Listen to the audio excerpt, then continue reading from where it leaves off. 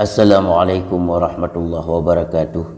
Kembali lagi bersama kami channel Barakah Doa. Kisah nyata pada masa Khalifah Abu Bakar, seorang muslim yang selalu meninggalkan sholat. Sedang-sedang mereka menyembahyangkan jenazahnya, lalu ular keluar dari jenazah tersebut. Pendengar setia kami, pernah berlaku di zaman Khalifah Abu Bakar As-Siddiq terhadap seorang sahabat yang meninggal dunia. Setelah dimandi dan dikafankan, lalu diletakkan di satu sudut rumah untuk disolatkan.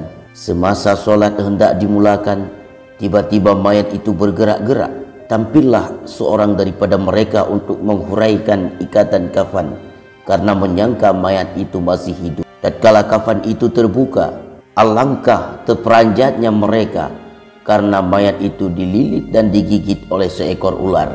Lalu mereka mengambil kayu untuk memukul ular tersebut. Sekali lagi mereka terkejut karena ular itu mengucap 2 kalimat syahadat seraya berkata, "Apakah sebabnya kamu hendak membunuhku? Aku tidak bersalah dan tidak pula menyakiti kamu. Aku hanya menjalankan perintah Allah menyiksa mayat ini sehingga hari akhirat." Lalu para hadirin bertanya, "Apakah yang menyebabkan mayat ini disiksa?" Ular tersebut menjawab, "Mayat ini selama hidupnya telah melakukan 3 kesalahan. Yang pertama, ia mendengar azan tetapi tidak diindahkan, malah tidak pula mengerjakan sholat. Kedua, ia tidak mengeluarkan zakat hartanya. Ketiga, ia tidak mahu mendengarkan nasihat yang baik-baik dari para alim ulama. Itulah yang menyebabkannya disiksa sedemikian rupa." Lalu malaikat Jibril alaihissalam telah menemui Nabi SAW dan berkata, "Ya Muhammad, tidaklah diterima bagi orang yang meninggalkan solat, yaitu puasanya, sedekahnya, zakatnya, hajinya, dan amal baiknya. Orang yang meninggalkan solat akan diturunkan kepadanya tiap-tiap hari dan malam 1000 laknat dan 1000 murka. Begitu juga para malaikat di langit ke-7 akan melaknatnya. Ya Muhammad, orang yang meninggalkan solat tidak akan mendapat syafaatmu, dan ia tidak tergolong dari umatmu.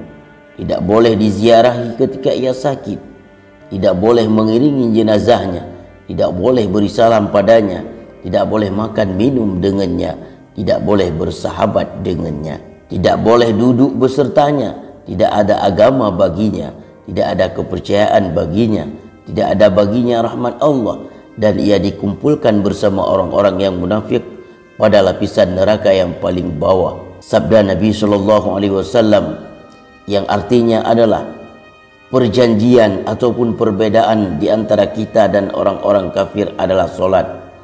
Dan barang siapa yang meninggalkan solat, sesungguhnya ia telah menjadi kufur, telah mengingkari atas apa yang diperintahkan oleh Allah Subhanahu wa taala.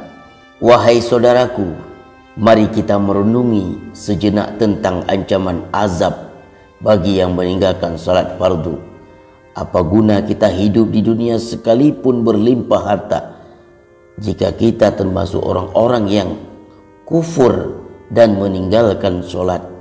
Barang siapa yang meninggalkan solat, maka ia telah menjadi orang yang mengingkari Allah dengan nyata. Orang yang meninggalkan solat tidak akan mendapat syafaat Nabi Muhammad SAW karena mereka telah menjadi kufur, mereka telah mengingkari perintah Allah, dan orang yang mengingkari perintah Allah tidak berhak mendapat syafaat Nabi Muhammad SAW. Inilah sedikit renungan bagi kita semua.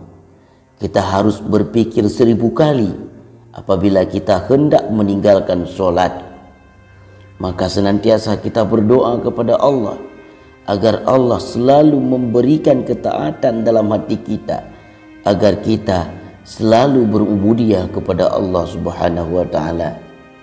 Amin ya rabbal alamin. Assalamualaikum warahmatullahi wabarakatuh.